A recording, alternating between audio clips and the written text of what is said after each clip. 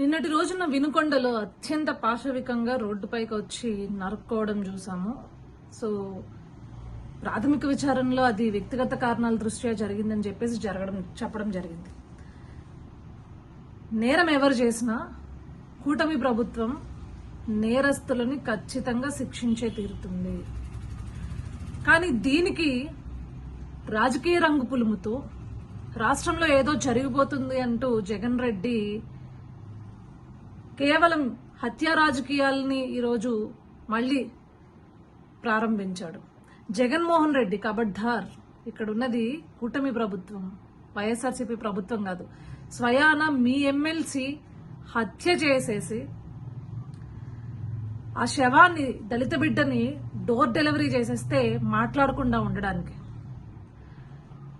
ఇది ఏ పార్టీ వాళ్ళు చేసినా, ఈరోజు మీరు పార్టీల రంగులు, రాజకీయ రంగులు పులుముతున్నారు కాబట్టి మీరంటున్న వ్యక్తి ఏ పార్టీకి సంబంధించిన, ఎందుకంటే మనం చూసాం ఆ వ్యక్తి మీ పార్టీకి సంబంధించిన, వినుకొండకు సంబంధించిన నాయకుడితోటి అత్యంత సన్నిహితంగా ఫోటోలు దిగడం మనం చూసాం.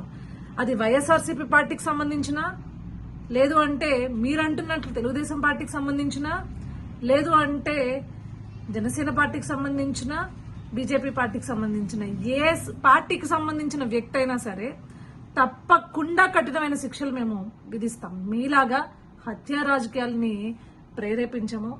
రాష్ట్రంలో శాంతి భద్రతలను కాపాడే విధంగా కూటమి ప్రభుత్వం ఈరోజు ముందడుగేస్తుంది.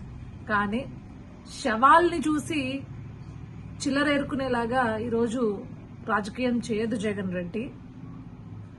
మళ్ళీ చెప్తున్నాము, హత్యా రాజకీయాలని ప్రేరేపించిందే నువ్వు. ఆ రోజు నీ నాయకుడు ఎమ్మెల్సీ అనంతబాబుని కఠినంగా శిక్షించి ఉండుంటుంటే నువ్వు ఈరోజు మాట్లాడేదానికి సరిపోయేవాడు. కానీ మళ్ళీ మేము చెప్తున్నాము, ఎవరు రాష్ట్రంలో హత్యలు చేసినా, శాంతి భద్రతలకు విఘాతం కలిగించేలా చేసినా, లేదు అంటే అక్రమాలు చేసినా, దౌర్జన్యాలు చేసినా, దోపిడీలు చేసినా ఖచ్చితంగా వాడు ఏ పార్టీ అయినా సరే పార్టీలు చూడకుండా వాళ్ళకి కఠినంగా శిక్షలు వేసే విధంగా ఈరోజు కూటమి ప్రభుత్వం ముందడుగేస్తుంది.